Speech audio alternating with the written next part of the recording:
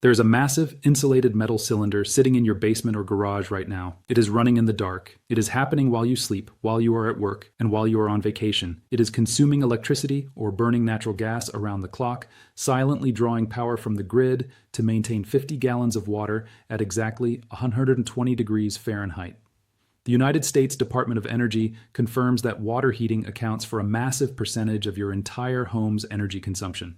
For the average American household, that translates to hundreds of dollars every single year, evaporating into the air just to ensure that when you turn a handle, hot water comes out. You pay for this privilege every month without fail because you believe that producing hot water requires a connection to a centralized utility company. But what if I told you that the solution to cutting that bill requires no moving parts, no natural gas line, no electrical grid, and no monthly subscription? What if the exact technology to heat your water for free was patented in 1891, scaled across tens of thousands of homes in the 1920s, and then systematically erased from the modern building consciousness? The device costs roughly $50 to build from basic hardware store materials. It uses a scientific principle that predates human history. It runs silently, permanently, and perfectly.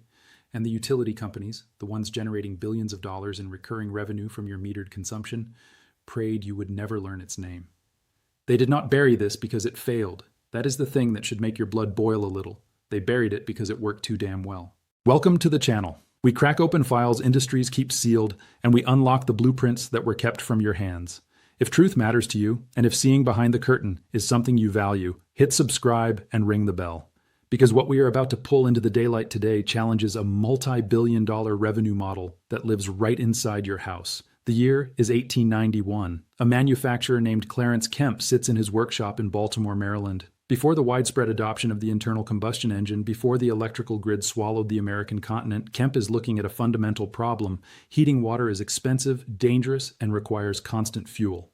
He looks up at the sun and he realizes something that entire modern industries have spent a century trying to make you forget.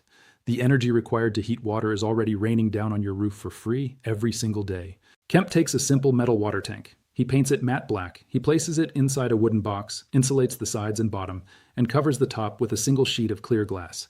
He calls it the Climax solar water heater. When placed in direct sunlight, the cold water inside the black tank absorbs the solar radiation. The glass traps the heat, creating a localized greenhouse effect.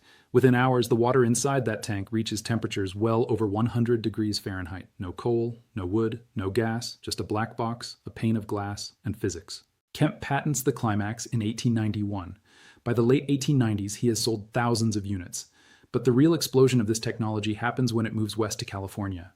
In the early 1900s, engineers take Kemp's basic design and upgrade it. They separate the solar collector from the storage tank.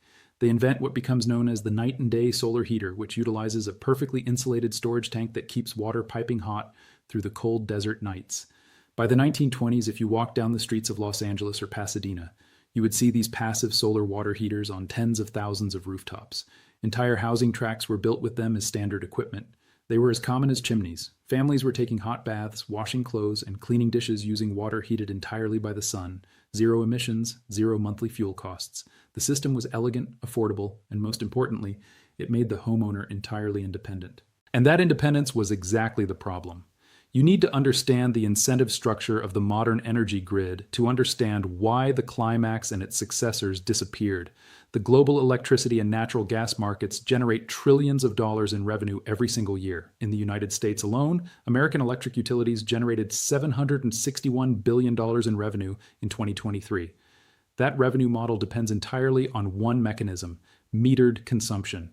Your utility's business model is built on the assumption of a certain level of consumption, and it guarantees a floor of energy demand that no conscious decision on your part can eliminate unless you know it is there. In the 1920s and 1930s, the rapidly expanding natural gas utility companies in California recognized the passive solar water heater for what it was, a fatal threat to their business model.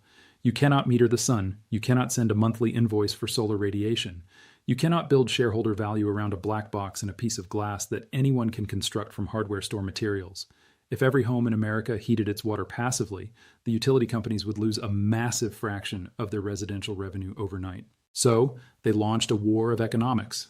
The gas companies began offering heavy subsidies for conventional gas water heaters. They financed them. They practically gave the hardware away for free, provided the homeowner agreed to connect to the gas line. They understood the math that every drug dealer understands. The apparatus is cheap, the dependency is where the profit lies. Once the gas heater was installed in your basement, you were locked into a billing cycle for the rest of your life. Simultaneously, the marketing campaigns began. Passive solar was painted as old-fashioned, unreliable, and primitive. Centralized metered gas power was marketed as progress. It was not progress. It was profit margin dressed up as innovation. By the 1950s, the passive solar water heating industry in America had been effectively annihilated. The knowledge was dropped from plumbing manuals. It was omitted from architectural curriculums. The entire system was structurally invisible. Today, your electrician and your plumber will never mention passive solar heating, not because the physics failed, but because the system never built a drawer for it. The American utility infrastructure requires your dependency. They replaced a system that cost nothing to run with a system that costs you hundreds of dollars a year, every single year, until you die. Let us break down the exact physics of why Kemp's invention and the upgraded passive systems work so flawlessly. The science behind it is not just interesting. It is almost impossible to believe when you see the numbers. It relies on two fundamental principles of physics: solar thermal absorption and the thermosiphon effect. When solar radiation hits a surface, shortwave energy is transferred. A dark surface absorbs up to 95% of that energy and converts it into long-wave heat. When you paint a water tank or a copper pipe flat black, it becomes a thermal sponge. But if that tank is exposed to the open air, the wind will strip the heat away as fast as the sun provides it. This is where the glass comes in. A pane of glass held a few inches from the dark surface creates a sealed air gap. Solar radiation passes through the glass, strikes the dark metal, and is absorbed. The glass traps that absorbed energy as heat, creating a localized greenhouse effect. The air inside that sealed box rapidly reaches temperatures exceeding 150 degrees Fahrenheit. That heat has nowhere to go but directly into the water inside the tank or pipes. Now, how do you get that hot water into your house without an electric pump? You use the thermosiphon. This is a principle of fluid dynamics that requires zero moving parts. When water is heated, its molecules expand and become less dense. Because it is less dense, hot water naturally rises above cold water. In a properly designed passive solar heater, the solar collector, the black pipes under glass, is positioned slightly lower than a perfectly insulated storage tank. As the sun heats the water in the collector, the hot water physically rises up the pipe and into the top of the storage tank. This movement creates a vacuum at the bottom of the collector, which naturally pulls cold water down from the bottom of the storage tank to be heated. It is an infinite, silent loop of fluid dynamics. As long as the sun is shining, the water is circulating, getting hotter and hotter with every pass. No pumps, no grid connection, no combustion. Just the elegant, unstoppable laws of thermodynamics moving water for free. You might be thinking this is an outdated trick that cannot compete with modern appliances. Modern science strongly disagrees. Research institutions have repeatedly validated passive solar thermal technology. Researchers testing passive solar thermal mass designs have documented staggering results, showing that simple glass and thermal mass can supply 70% to 86% of a building's heating requirements with zero operating cost. The physics work the same way for heating water as they do for heating concrete walls. In rural communities across the globe, from sub-Saharan Africa to remote villages in South America, people who live off the grid use variations of this exact principle every single day. They build thermosiphon water heaters from scrap metal, discarded glass, and black paint. They generate piping hot water for cleaning and bathing without spending a single cent on electricity. They bypass the multi-billion utility industry entirely. And here is the irony that should keep you up at night. The sun is beating down on your roof right now. The water is sitting in your pipes. The physics of thermosiphon have not changed since the dawn of the universe. The only thing standing between you and free hot water is the manufactured belief that you need a corporation to provide it for you. The global utility markets spend billions of dollars on lobbying, standards committees, and building codes. National electrical codes and residential permitting rules are deliberately designed to mandate grid connections and make autonomy expensive and legally complex. It is not a safety issue. It is a revenue protection issue. They have engineered a society where generating your own heat is considered radical, while paying a corporation for the rest of your life is considered normal. Stay with me because everything so far is just the foundation. The exact blueprint to build this yourself comes next. Here is exactly what to do with this knowledge starting this weekend. I am going to walk you through building a functional, climax-style batch solar water heater. Step 1. Sourcing the tank. You need a metal cylinder. An old decommissioned electric water heater tank is perfect. You can find them at scrap yards or on local classifieds for free. Strip off the outer metal casing and the fiberglass insulation until you are left with just the bare steel inner tank. Step 2, the coating. Clean the surface of the tank and paint the entire exterior with high heat flat black paint. The matte black finish is crucial. It ensures maximum absorption of shortwave solar radiation. 2 thin coats are better than 1 thick coat. Let it dry completely. Step 3. The insulated box. Build a simple rectangular box out of exterior grade plywood. Make it large enough to hold the tank with about 4 inches of clearance on all sides. Line the interior of the box with rigid foam insulation board or high-temperature reflective foil. The insulation ensures that the heat the sun provides does not bleed out through the back and sides of the box. Step 4. The glazing. Mount the black tank inside the insulated box, then cover the open face of the box with a sheet of tempered glass, clear polycarbonate, or even a double-pane sliding glass door salvaged from a remodel. Seal the edges with weather stripping or high-temperature silicone. You have just created a solar oven. Step 5. The plumbing. Connect your cold water supply line to the inlet port at the bottom of the tank. Connect the hot water outlet at the top of the tank to a plumbing line running into your home.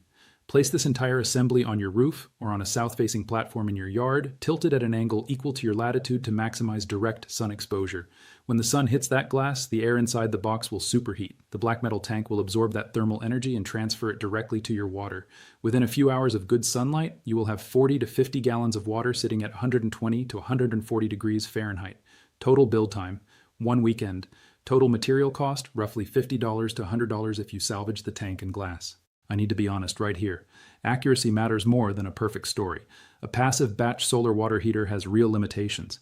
It is entirely dependent on the sun. If you live in an area with a week of heavy overcast skies, or if you are in the dead of a freezing northern winter, a simple glass box on your roof is not going to give you boiling water. It will preheat the water, perhaps raising it from 40 degrees to 70 degrees, but it will not replace your primary water heater entirely in those conditions. But compare that real limitation to your alternative.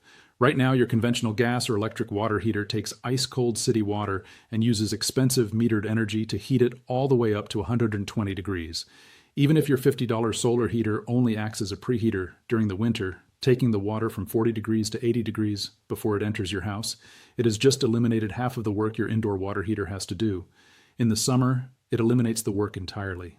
A modern conventional water heater costs $800 to $1,500 to install. It will fail in 10 to 12 years. Over a decade, you will spend roughly $4,000 to $6,000 on the electricity or gas required to run it. Your homemade passive solar heater costs $50 to build. It has 0 moving parts. It has 0 operating costs. It cannot break down because there is no machinery to break. One limitation costs you a slight drop in temperature on a cloudy day. The other limitation costs you $6,000 every decade, flowing directly into the pockets of utility shareholders. Clarence Kemp proved this worked in 1891. Tens of thousands of homeowners in 1920s California demonstrated it at scale. Modern thermodynamics confirms the absolute efficiency of passive solar collection. The utility industry depends on you never connecting these dots, but right here, right now, you just did. This knowledge never stopped working, not for a single day across 135 years. The physics of shortwave radiation and fluid dynamics produce hot water today exactly as they did when Kemp built his first box in Baltimore. The science was never disproven. It was simply pushed out of classrooms at the exact moment it became practical, replaced by metered connections, monthly bills, and steel cylinders you cannot fix yourself. The lesson stops where the usefulness begins, because usefulness without dependency is worthless to the people selling you the alternative.